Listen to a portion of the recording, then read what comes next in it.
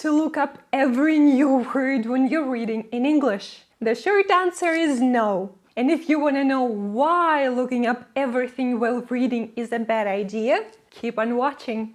Hey, my fellow English learner, let me tell you a story. I'm pretty good at reading in English now. I've read a few hundred books. But when I first tried to read a book in English, it wasn't easy or enjoyable. I chose Harry Potter and the Philosopher's Stone as my first book to read. I loved Harry Potter back then and enjoyed it in translation, so I thought, how difficult could it be to read the same book in English? Oh, you sweet summer child. My reading process went something like this. I would open the book, start reading, stumble upon a new word, look up this word in the dictionary, and translate it into my native tongue. Then read some more, come across another word I didn't know, use the dictionary. You get the idea. It was tedious. It took me ages to finish one single chapter. Then I took a break, like a few weeks, forgot what I was reading about, reread this chapter, then continued with the rest of the book. It shouldn't surprise you then that it took me around a year to finish like 5 or 6 chapters, and I failed miserably to finish the rest of the book. It wasn't fun. I didn't have any motivation. It was hard work that I didn't enjoy. Sometime later, I bought The Wizard of Oz that was organized in an interesting way. One page was in English and another in Russian, my native tongue. And I thought to myself, finally, in this way, reading in English will be a piece of cake. Oh, silly me. It was still tedious and not fun. But then something clicked. I didn't enjoy reading the translation, and I just switched to the English version entirely. Instead of looking up every single word, I tried to guess them from context. And something magical happened. Somehow I could understand and follow the plot, and I got invested in the character's journey. After The Wizard of Oz, I finally read all 7 Harry Potter novels, looking up only some of the most challenging words I couldn't get from context, and I haven't stopped reading ever since. But you could ask me, how do you learn new vocabulary when you're reading then?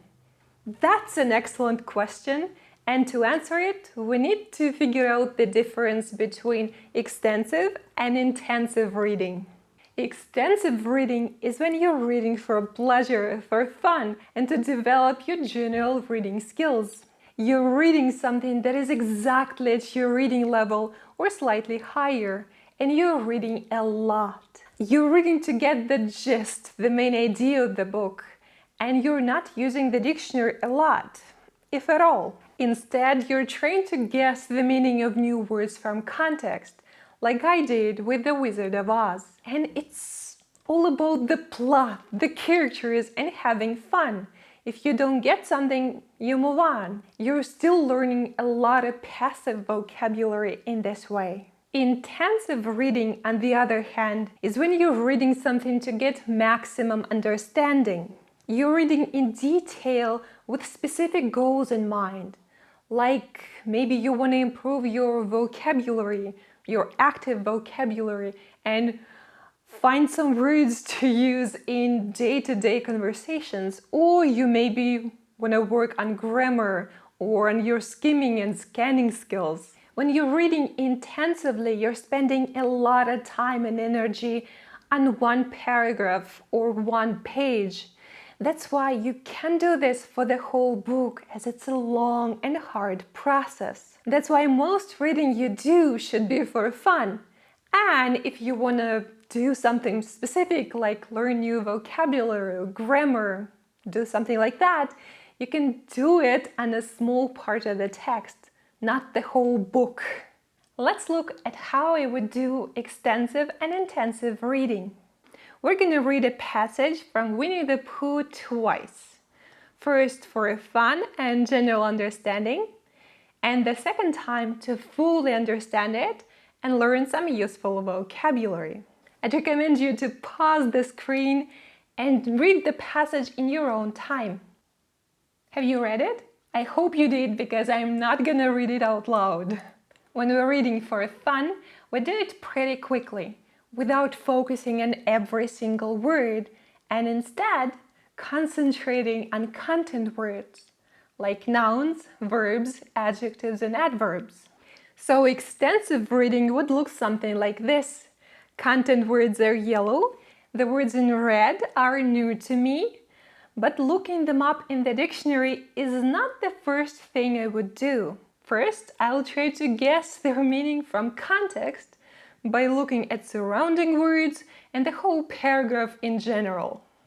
Copse is probably just a bunch of trees, because later there is something about firs, and firs are evergreen trees. The same thing happens with Spinney. Dowdy is paired with old, so it's probably something similar.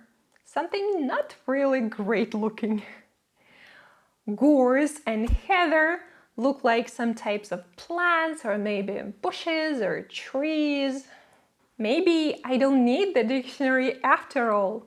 Do I need to know the specific names of plants or trees? Not really.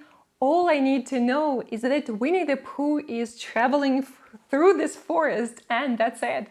Now, if I set myself a goal of understanding this passage in detail, then I would definitely look up these new words to understand all the nuances.